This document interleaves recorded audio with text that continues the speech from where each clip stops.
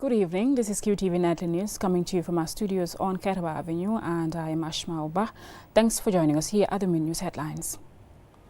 The Global Fund and the Gambia government signed a nearly $41 million new grant cycle on Tuesday. As the nation prepares to commemorate Tobaski, President Jammeh-era surprised ram sellers and customers when he dropped by unannounced at the Bulsubi turntable. The Gambia Police Force has joined forces with several stakeholders to host the first ever Tobaski Wanted trade fair.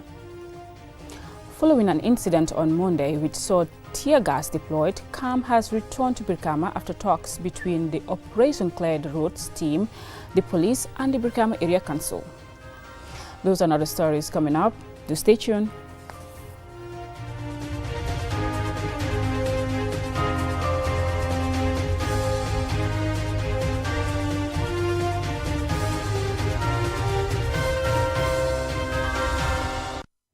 Thank you for staying with us. The Global Fund and the Gambia government signed a nearly $41 million new grant cycle on Tuesday. The grant is designed to accelerate the fund's interventions and strengthen the Gambia's health system for pandemic prevention, preparedness and response. Mudalamin Choi covered the grant launching and he has the latest. It is the launching and signing of a new grant between the Gambia and one of its largest development partners, the Global Fund. A more than a 20-year partnership is entering a new phase with a significant investment in Gambia's health system. RFI, the Global Fund's Chief Financial Officer, and Sidi Keita, Gambia's Finance Minister, signed the grant agreement on behalf of the Global Fund and the Gambia government, respectively. We talk about $40 million and we celebrate it. I can tell you $40 million is the beginning. When you do well, there is always more out there. Let us leverage the opportunities of these investments in the country to prioritize impactful interventions. We know what is needed to deliver for the patients. We should uphold ourselves to the high bar of accountability, transparency, and efficient use of every public finance resource that is entrusted to you, not only Global Fund resources. I assure the Global Fund and partners that the resources allocated under this grant facility will be put to good use, and that the principles of value for money in public expenditure will be upheld throughout its implementation. You are partners complementing government, and as such, every dollar will be made to count. So we assure you of the unfettered commitment to transparency in the implementation of this grant facility. Over the last 20 years, the Global Fund has invested nearly $300 million in Gambia's health sector. HIV and AIDS, malaria and tuberculosis prevention, control and treatment are their major areas of intervention. Fatou Kinte, the Minister of Gender and Children and Social Welfare, reads President Barrow's message for the launching of the grant. I will not conclude without conveying my profound gratitude on behalf of my government and the people of the Republic of the Gambia, our appreciation to the Global Fund, the people and governments providing the required resources to the Global Fund, the Honourable Minister of Health and the Honourable Minister of Finance and their staff for facilitating the funding and implementation of the grants. With this new grant, the funding organization and the Gambia government commit to build a stronger health system while accelerating the gains already recorded in the partnership with the Global Fund in addressing the country's healthcare needs. Dr. Ahmadu Lamin Samate is the Gambia's health minister. Today's launching of this grant is another show of the confidence Global Fund and other partners have in His Excellency's government. I'm sure you all agree with me. They wouldn't have agreed to this grant if they didn't have confidence in His Excellency's government. And that confidence will continue because we've seen the determination from the highest level to ensure that there is accountability, there is transparency, there is productivity. Based in Geneva, the Global Fund has been supporting eligible countries in a performance-based financing model since 2002. For it to continue benefiting from the Global Fund financial support, the Gambia will have to implement the grant judiciously with a strong accountability mechanism over the next 3 years. Mahmoud Lamin, QTV News. In an unannounced visit, President Adama Barrow visited the Ram Fair at the turntable at Brikama, where he interacted with the public and bought rams ahead of the Tobaski celebration next Sunday. Alusise reports. It is a common practice for the president to engage with communities during significant Islamic events like Tobaski. Leading up to Eid al-Adha, or the Feast of Sacrifice, known locally as Tobaski, a major Islamic event, many Muslims buy rams for slaughtering in honor of the willingness of Prophet Ibrahim's willingness to sacrifice his son Ismail as an act of obedience to God's command. During this visit, President Barrow, who is visiting as a family man, is seen and heard interacting and negotiating prices with ram dealers who are all Gambians. For the ram dealers, it was an honor to receive the president in an informal appearance with little formal protocol. Also, the visit gives the president the opportunity to better understand what obtains in the market. The Gambia Youth Chamber of Commerce, in partnership with the Gambia Chamber of Commerce and Industry, organized the first National Tobaski Ram Fair under the theme Sustainable Growth in Challenging Times, supporting micro, small and medium enterprises, a Gambian perspective. Reporting for QTV News, I am Alusise. Now, to promote economic growth and support local businesses, the Gambia Police Force has joined forces with several stakeholders to host the first ever Tobaski One-Tail Trade Fair. It aims to provide a dedicated space for Tobaski shopping while alleviating traffic congestion in our communities. Lolem Kamara visited these selling points and she filed this report. This event, scheduled from the 1st to the 16th of June 2024 at the GCCI Trade Fair Ground, also features various businesses showcasing their products and services. The Gambia United Breeders Association, the Gambia Chamber of Commerce and Industry, the Gambia Youth Chamber of Commerce, and the Gambia Market Union are collaborating in this first ever Tobaski One-Tail Trade Fair. This collaboration between the Gambia Police Force and these stakeholders highlights the importance of teamwork and cross-functional collaboration in promoting economic growth and development.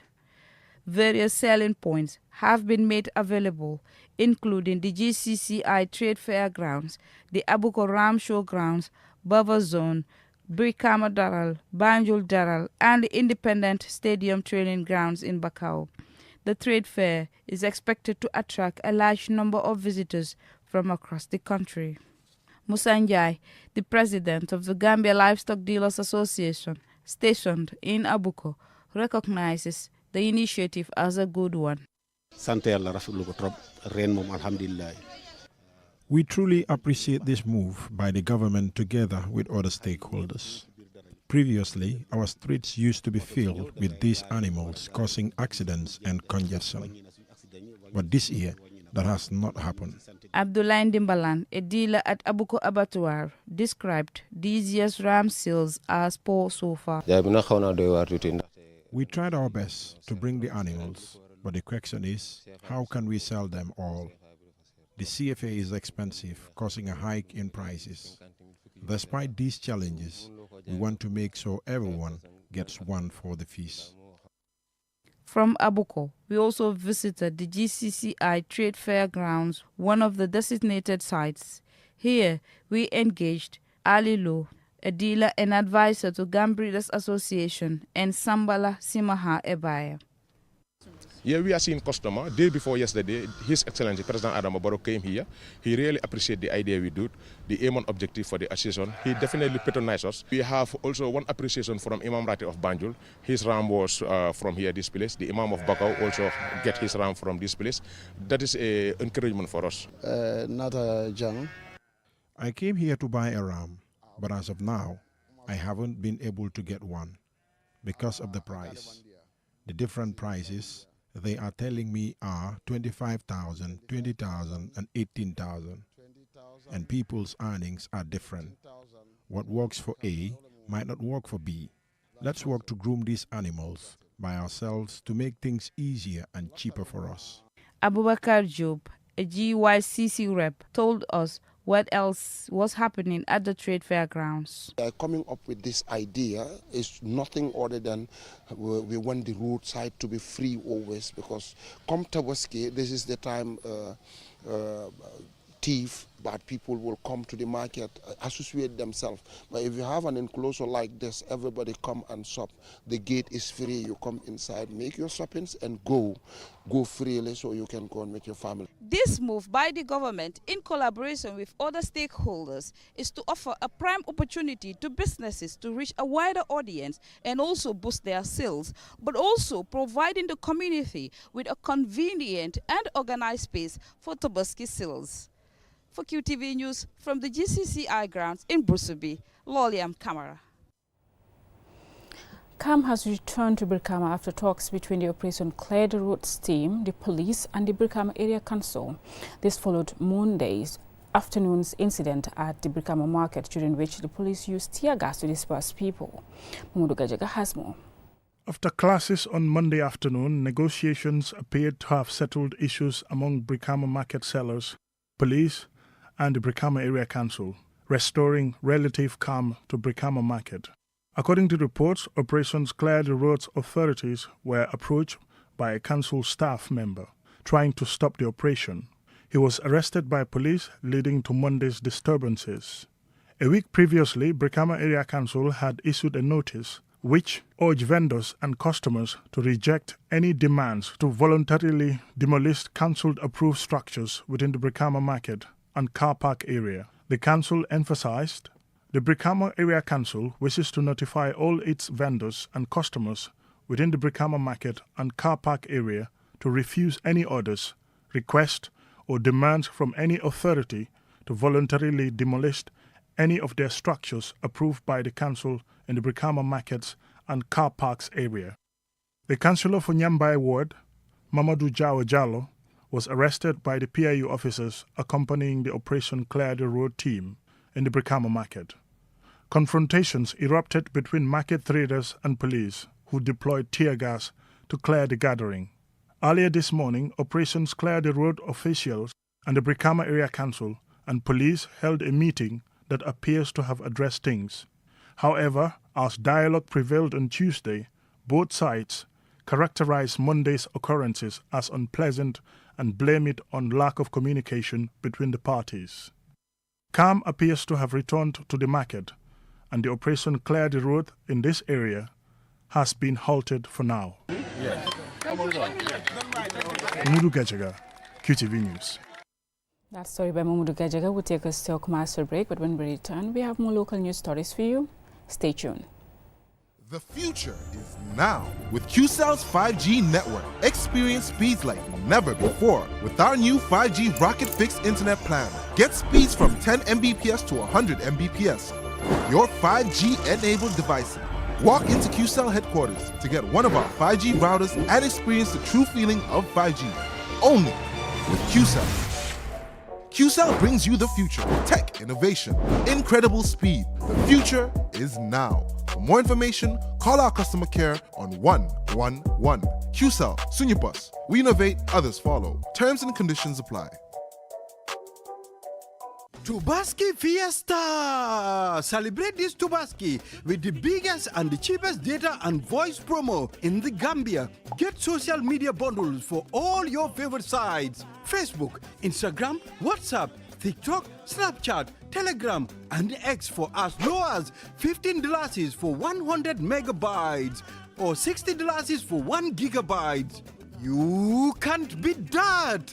Or buy the Kacha bundle and get 1 gigabyte data with unlimited voice calls for just $100 and stay connected with family, friends, and loved ones. Dial *343# and choose option 1 to subscribe. So rush now and be part of the Tobaski Fiesta with QCell. For more information, call our customer care on 111. QCell Senior Boss. We innovate. Orders follow. Terms and conditions apply.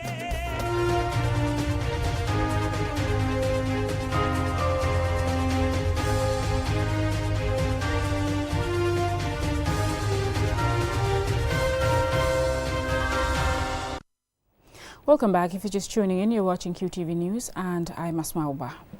Now, legal experts from ECOWAS member states on Monday commenced a 3-day review of 2 instruments prepared by a committee of legal professionals in anticipation of the establishment of a special tribunal to prosecute alleged perpetrators of rights violations during the Jammeh regime. Ansumana Isonyasi was there and he filed this report. Following the completion of the Truth Commission's probe into human rights violations during the Jammeh regime and the publication of government's white paper on the Commission's recommendations, which, among other things, recommended prosecution, particularly for the most severe cases such as torture and extrajudicial killings, the Ministry of Justice constituted a committee of experts who formulated 2 important documents to guide the prosecution process. Given the nature of crimes committed, with some identified as transnational crimes, as in the case of the Ghanaian migrants, the Ministry of Justice has invited legal experts from ECOWAS member states to review the 2 domestic instruments to facilitate the establishment of a special tribunal, which is necessitated by the fact that some of these crimes are not catered for by Gambian law. Justice Veronique Wright and the Solicitor General Hussein Tomasi commended government and ECOWAS for their support and commitment to ensuring closure for victims and their families, and urged regional legal experts to thoroughly scrutinize the 2 documents to ensure its effectiveness in providing guidance for the prosecution of some of the most severe rights violations that occurred during ex-President Jammeh's regime. The task before us seemed enormous and unattainable within the time that we had set to achieve the desired results. Putting together a statute for a special tribunal for a member state in partnership with ECOWAS was novel, as this was the first time it was being done. To add to this challenge, we needed to create one that meets the peculiar needs of the Gambia. In order for us to prosecute the offenses identified by the TRRC, which are not covered by our existing domestic laws, and therefore cannot be prosecuted in our domestic courts, the government proposes to establish a special tribunal framework for the prosecution of alleged perpetrators of human rights abuses and violations. Our current legislations are inadequate to properly deal with the offenses identified by the TRRC. Miata de French, the ECOWAS Commission's representative to the Gambia, also commended the government for taking the necessary steps to ensuring that those who bear the gravest crimes during the Jammeh-era face justice, and went on to renew ECOWAS and the Commission's support to the process. The hybrid court tribunal will be a final step in the reconciliation process and lay the foundation for lasting peace in the Gambia. No doubt, getting to this point has not been an easy task, but with commitment and dedication, we have been able to arrive here today. In April this year, 2 bills expected to kickstart the prosecution process for crimes committed under the 22-year rule of former President Yahya Jammeh through the establishment of a hybrid court were passed by the National Assembly. However, this is perhaps the strongest indication yet that more than 2 years since the Truth Commission submitted their report, those alleged to have committed serious rights violations under the Jammeh regime may soon face justice. Ansumana Isonyasi for QTV News. As part of efforts to improve STEM education in the Gambia, the Ministry of Basic and Secondary Education held a policy forum featuring play-based pedagogy on STEM education. Jennifer Sonko has the details. The forum brought together leading experts, educators, policymakers and other education sector stakeholders to engage in insightful discussions, share best practices and explore innovative approaches to play-based pedagogy in STEM. Play-based pedagogy is the process of integrating children's play experiences with extracurricular learning, giving students the flexibility to find their own solutions. Also, the forum hopes to create innovative approaches to introducing STEM education in lower and upper basic levels. Here is Usman Ba, the Director of Science and Technology Education at MOPSI. Comparing Gambia to other West African countries, those are doing the WAS exams. But we are down the ladder, actually. So definitely, how do we do to upgrade ourselves? When we look at Ghana, what they are doing, they are starting at the lower level. When we look at Nigeria, they are doing the same thing. So we are struggling. So therefore, we need to change what we are doing so that we can do it better. so that we can improve on what we are doing. Now, if you want to have a physics teacher or a chemistry teacher in the schools, it's a problem. How many students are opting for the sciences? It's a little bit. The forum is supported by the Association for the Development of Education in Africa, which was established in 1988 as a framework for better coordination among development agencies. It has evolved to build partnerships between African ministries of education and training and their technical and external partners. Here is the representative from the Association for Development of Education in Africa. We have developed the STEM toolkit just to guide as well the country, the implementation of STEM.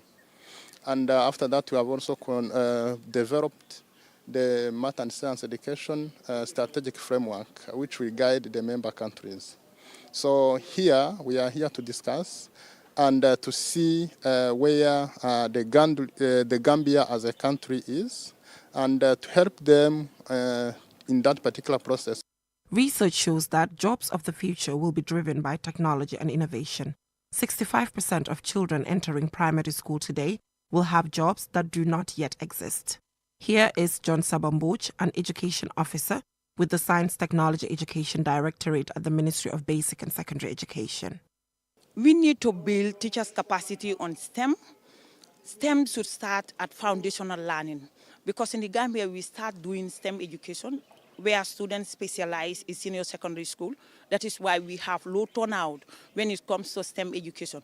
When we start it at foundational level, children going to school, those are learners, they will prepare their mind to be STEM-oriented people. So when we started at senior secondary school, that is why we have all this low turnout in STEM. And STEM should be inclusivity. We should cater for special needs children doing STEM, and we should encourage female students opting for STEM education too.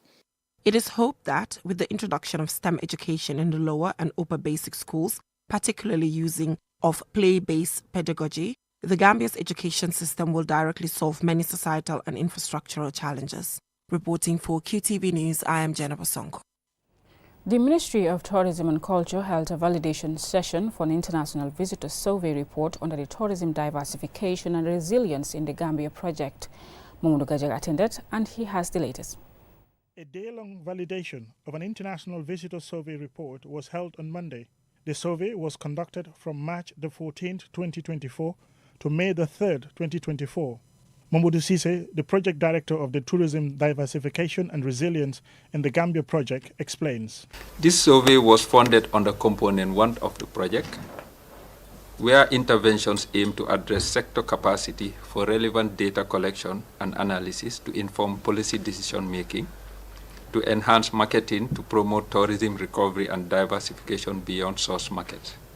One of the key activities under Component 1 of the project is the development of a participatory data-driven marketing strategy with a focus on digital tools and channels, a focus on promoting diverse tourism products, and with the targeted objective to increase visitors from non-traditional markets.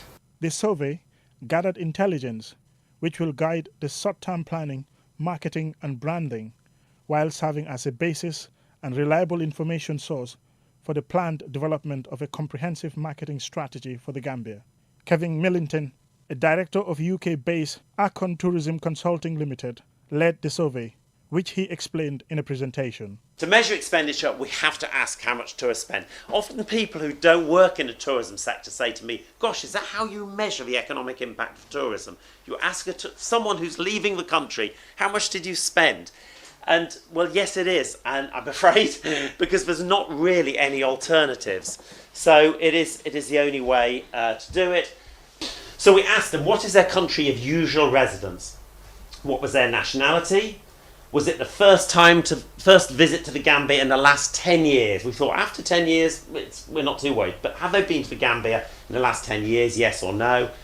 And if it wasn't their first visit, how many times have they been in the last 10 years? The survey was conducted at the Banjul International Airport using questionnaires to capture tourist arrival numbers, expenditures, countries, reasons of visit, and duration of stay, amongst others. Mamudu Gajaga, QTV News.